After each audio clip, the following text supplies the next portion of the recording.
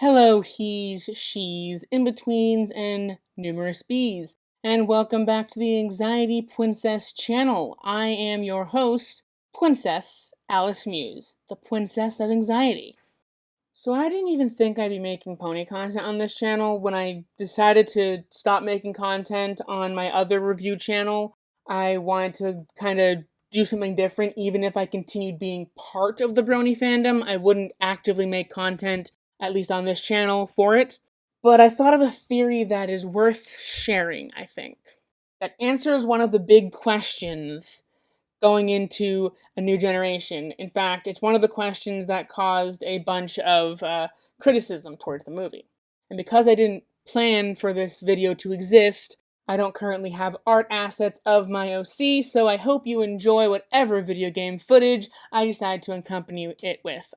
So what is this question that I'm aiming to answer?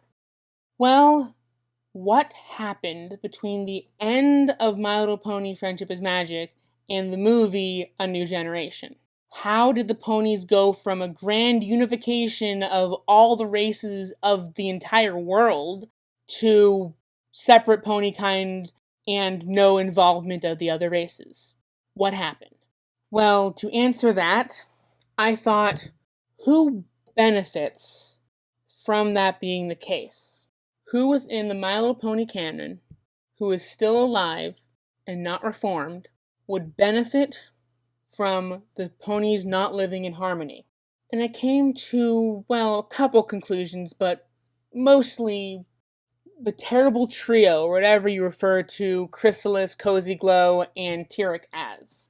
Their plan in the final episode, two-parter of My Little Pony Friendship is Magic, was to separate the ponies so they wouldn't be as harmonious and they could then take over. What they didn't account for was the Wendigos. But as we all know and saw, Twilight, her friends, Celestia, Luna, the Student Six, and pretty much every pony from the entire series that has had their hearts moved by friendship came in at the last moment to save the day, turning the villains to stone. What if I told you, though, in the A New Generation universe, that didn't happen? I know what you're thinking. But they said it was a continuation of Generation 4. How could it be a continuation of Generation 4 if the final episode isn't canon? Well, it still is. Everything from Season 1 through the second to last episode of Season 9 happened. Except for Twilight and Co. winning.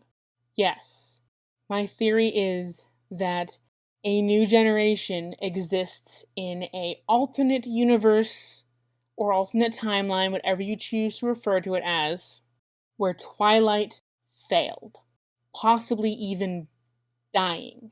And even though it's been theorized to death that the main six no longer represented the elements of harmony, they had sort of passed it on to the Student Six, Twilight still was the princess of friendship. And by the transitive property, she's the princess of magic. And so when she died, magic died. I know magic existed before Twilight, but there wasn't a physical representation of friendship and magic in Equestria until Twilight. So in Twilight, and probably the remainder of the main six, Celestia, Luna, Shining Armor, Cadence, Flurry Heart, Discord, and the Student Six, if I haven't already mentioned them, kind of going off script here, all perished in some way in that final battle, and it ended with Chrysalis, Tyrek, and Cozy Glow winning.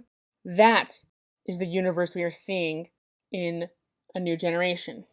The Wendigos came in and there was a new ice age. Who knows how long it lasted?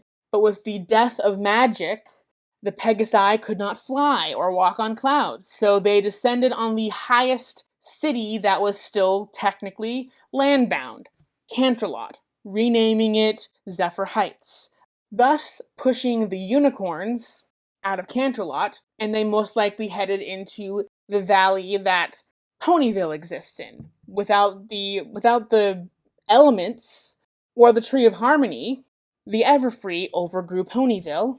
The unicorns ended up kicking out the Earth ponies that had stayed in Ponyville and renamed that now wooded town Bridlewood. The Earth ponies fleeing to the coast, maybe Baltimore or something, possibly Manhattan, but probably more like Baltimore, and renamed it to Maritime Bay. And that's where it existed during like a mini ice age when the Wendigos were there, but maybe the Wendigos either died out or got bored and pissed off somewhere else. So there's a few holes in my theory that I haven't exactly figured out, but it definitely was long enough that the stories of the main six are treated like old mare's tales, that not being real.